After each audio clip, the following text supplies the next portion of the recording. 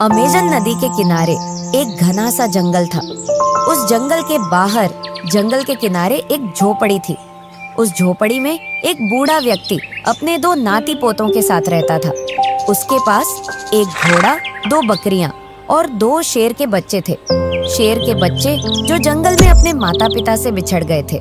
चलते चलते बूढ़े व्यक्ति के यहाँ आ पहुँचे। बूढ़े व्यक्ति ने उन्हें भी अपने पास रख लिया और वे सभी हंसी खुशी से एक साथ रहने लगे।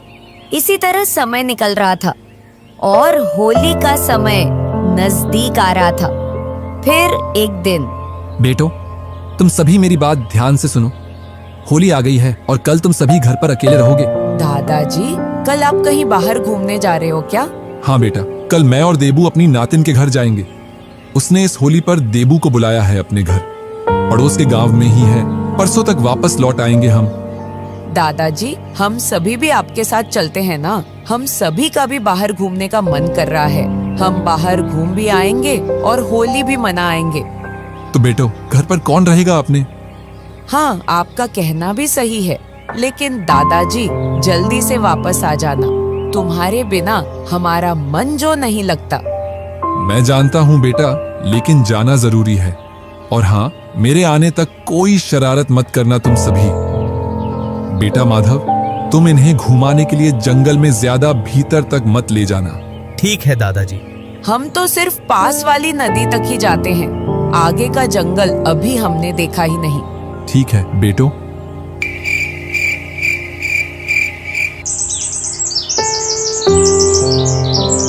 दूसरे दिन बूढ़े दादा कंधे पर थैला और साथ में देबू को लेकर पड़ोस के गांव की ओर निकल पड़ते हैं।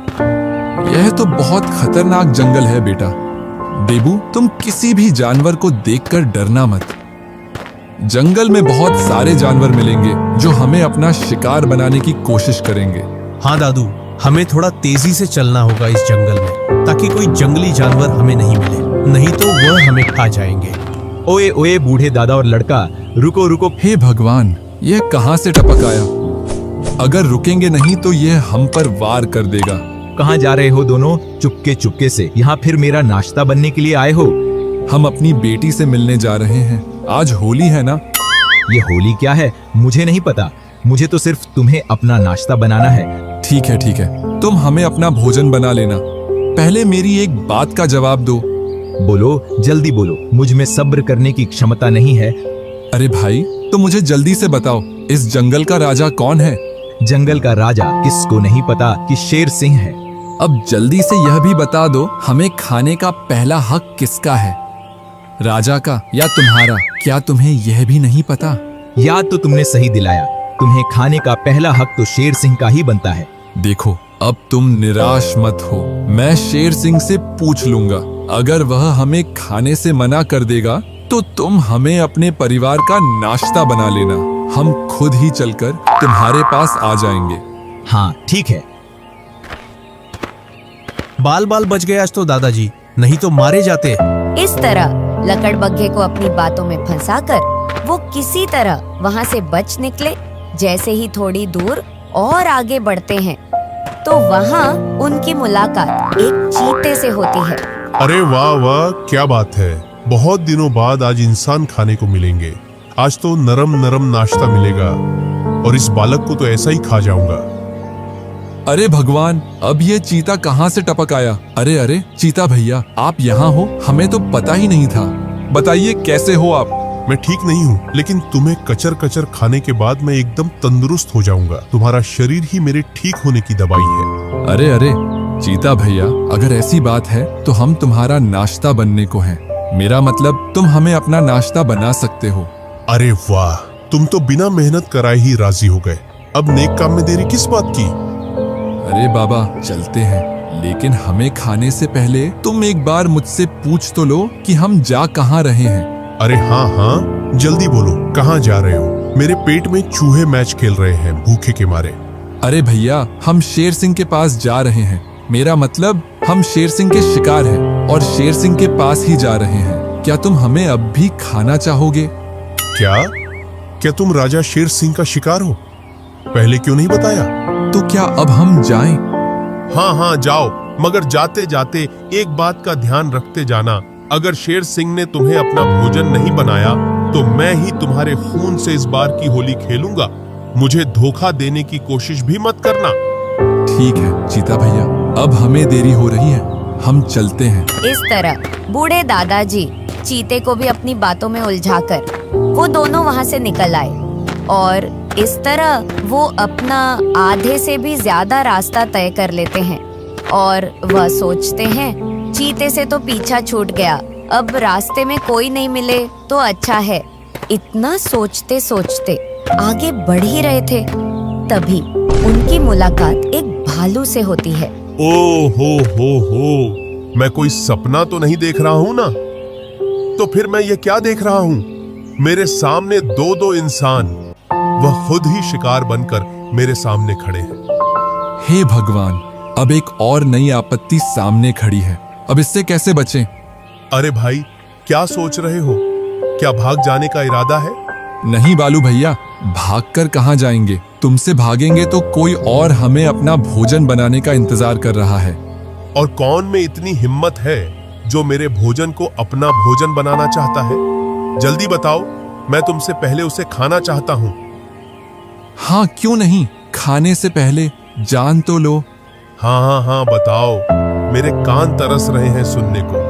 हाँ, हम इस जंगल के राजा शेर सिंह के शिकार हैं और उसी का भोजन बनने के लिए जा रहे हैं। पहले क्यों नहीं बताया यह सब कि राजा शेर सिंह के मेहमान हो तुम? अब तुम जल्दी से निकलो यहाँ से। कहीं ऐसा ना हो कि शेर सिंह तुम्हारी खोज करता करता यहीं तक आ जाए और तुम्हारे साथ साथ मुझे भी अपना भोजन बना ले। तुम जाओ यहाँ से, मुझे अभी राजा का शिकार नहीं बनना। मैं कहीं और अपनी दाल में घी डालूंगा। ठीक है, अब हम चलते हैं। इस तरह भालू को भी चूना लगाकर वहाँ से निकल आए और सोचने लगे, हे भगवान, अब और कोई मुसीबत ना मिले आगे रास्ते में। इतना सोचते सोचते आगे बढ़ ही रहे थे कि जिसका डर था वही सामने से आ रहा था। अरे बाप रे, जिसका नाम लेकर सभी को डरा रहा था वही सामने खड़ा है, अब क्या करूं? ओए बूढ़े दादा, आज तो तुम दोनों को खाकर कई दिनों तक गहरी नींद में सोऊंगा, बड़े आराम से। आज तो बड़े दिनों बाद इंसान का मांस खाने को मिलेगा, बड़ा आनंद आएगा। हम पर दया करो, आप जंगल के राजा होकर हमें खाओगे? यह आपको शोभा नहीं देगा। सुनो, मैं इस जंगल में रहने वालों का राजा हूँ, इंसानों का नहीं। इंसानों को खाने में मुझे बहुत ही आनंद आता है। ठीक है फिर, अब तुम मुझे खा लो, लेकिन खाने से पहले मेरी आखिरी इच्छा पूरी नहीं करोगे क्या? एक राजा आखिरी इच्छा पूरी नहीं करता। तुम अपनी आखिरी इच्छा बताओ। आखिरी इच्छा तो सबकी पूरी होती है। आज होली का दिन है, इसीलिए हम अपनी बेटी से मिलने जा रहे हैं। जब हम मिलकर वापस आएं, तब आप हमें खा लेना। बेटी से मिलने की ही हमारी आखिरी इच्छा है। ठीक है, तो तुम जाओ, और हाँ, मैं यहीं बैठकर तुम्हारा इंतजार करूंगा। लौटते समय चालाकी दिखाने की कोशिश मत करना, नहीं तो आज ही तुम्हारे खून से होली खेल लेता हूँ। हम कोई भी चालाकी क्यों दिखाएंगे? ठीक है, तुम जाओ, वापस आना मगर। इस तरह वह शेर को भी अपनी बातों में फंसाकर उसे वहीं इंतजार करने के लिए छोड़ आते हैं। थोड़े ही समय बाद वह उसके घर पहुंच जाते हैं। आओ भैया, आओ अंदर चलते हैं। वो बहुत समय बाद मिले थे तो आपस में एक दूसरे से बातचीत करने लगे, सभी का हाल पूछने लगे। शाम ढल रही थी, बातों ही बातों में कब रात हो गई पता ही नहीं चला।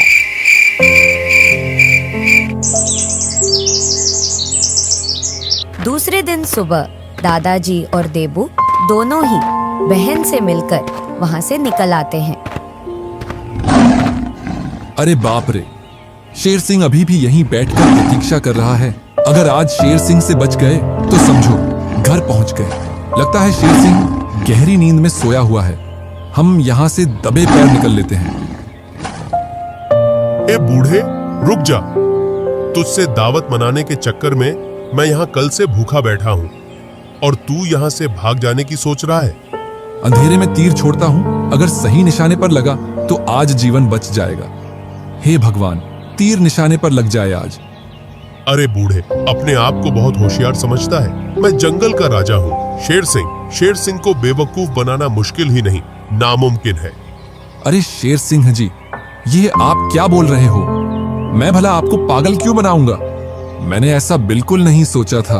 वो तो मैंने आपको देखा ही नहीं था। मैं भला वादा करके आपसे क्यों भागूं? अच्छा ठीक है बूढ़े, अब मेरा भोजन बनने के लिए तैयार हो जाओ। अच्छा, मरने से पहले आपसे एक जरूरी बात करनी है। बता, जरूरी बात क्या है? मुझे यहाँ आप अकेले ही दिख रहे हो। आपका परिवार कहीं नजर नहीं आ रहा। आपके परिवार में कौन कौन है? हम दोनों मियाँ बीवी ही हैं। बच्चे नहीं हैं? भगवान की कृपा से हमारे 2 बच्चे थे, लेकिन कुछ समय पहले पता नहीं जंगल में खेलते खेलते कहाँ चले गए। मैं हर जगह उन्हें खोजा, लेकिन हमारी बदकिस्मती देखो, वो आज तक हमें कहीं नहीं मिले। अगर मैं तुम्हें तुम्हारे खोए हुए बच्चों से मिलवा दूं तो? क्या सच में तुम मुझे मेरे बच्चों से मिलवा दोगे? कहाँ हैं मेरे बच्चे? शेर सिंह को चिंकू पिंकू से मिलाता हूँ। काम बन गया तो ठीक है, वरना शेर सिंह को कई दिनों का भोजन मिल जाएगा। फिर हम सब शेर सिंह का भोजन बन जाएंगे। क्या सोच रहा है बूढ़े? तुम्हारी कोई नई चालबाजी तो नहीं है ना? अरे नहीं नहीं, आप गलत सोच रहे हो। ऐसी कोई बात नहीं है। आओ चलो मेरे साथ, मैं तुम्हें तुम्हारे बच्चों से मिलाता हूँ। और अगर मैं गलत निकला तो तुम मुझे वहीं अपना भोजन बना लेना। ठीक है, चलो फिर, देर किस बात की। इस तरह से बूढ़े दादाजी शेर सिंह को साथ में लेकर अपनी झोपड़ी की ओर चलने लगते हैं। दूर से ही भालू ने इन्हें आते देखा। लगता है दादा सही बोल रहा था, तो शेर सिंह का शिकार है दादा। दादा और बच्चे को भूल जाना ही अपनी सेहत के लिए लाभदायक है। यहाँ से निकल लेते हैं गुरु। बूढ़े दादा को शेर सिंह के साथ देखते ही भालू वहाँ से खिसक लेता है। दादा और शेर सिंह झोपड़ी की ओर आगे बढ़ते हैं तो वहीं दूर खड़ा खड़ा चीता देखता है।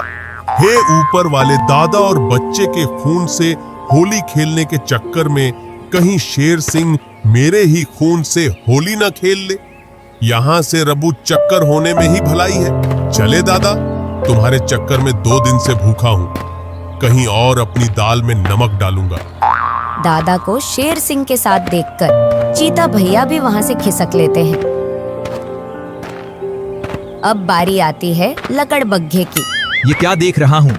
दादा के साथ शेर सिंह। लगता है दादा मेरे पास ही लेकर आ रहे हैं। शेर सिंह को निकल लेते हैं गुरु।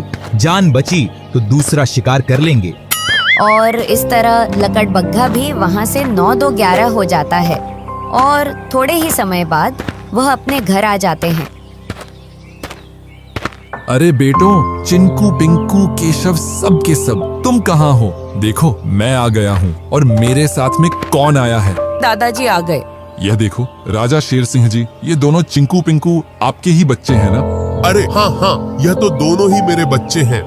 बेटा चिंकू पिंकू, यह तुम्हारे पापा हैं। अगर यह हमारे पापा हैं, तो अभी तक किस गुफा में सो रहे थे? बेटो, मैंने तुम्हें खोजने में कोई कसर नहीं छोड़ी है। जंगल का चप्पा चप्पा छान मारा मैंने, लेकिन तुम दोनों कहीं नजर नहीं आए। यह जंगल में कहाँ से मिलते, ये जो मेरे पास ठहरे? हाँ, यह तो है। तुम्हारा बहुत बहुत धन्यवाद इन चिंकू पिंकू को संभालने के लिए। अरे नहीं नहीं शेर सिंह, मेहरबानी की क्या बात है। यह तो चलते चलते जंगल से यहाँ तक आ गए और इन्हें अच्छा लगा तो यहाँ मेरे पास ठहर गए। हाँ, यह तो सही है। अब क्या मैं इन दोनों को अपने साथ ले जा सकता हूँ? हाँ हाँ, क्यों नहीं, आपकी ही तो अमानत है। अगर चिंकू पिंकू चाहे तो आप इन्हें अपने साथ ले जा सकते हो। चलो चिंकू पिंकू, तुम्हारी माँ तुम्हारा इंतजार कर रही है। तुम मेरे साथ अपनी माँ के पास चलो। नहीं नहीं, हम दादाजी को छोड़कर कहीं नहीं जाएंगे। यही हमारा घर है और दादाजी ही हमारे लिए सब कुछ हैं। देखो बेटा, चिंकू पिंकू जिद नहीं करते। ये आपके पिताजी हैं और पिताजी की बात माननी ही चाहिए। नहीं नहीं दादाजी, हम आपको छोड़कर कहीं नहीं जाने वाले।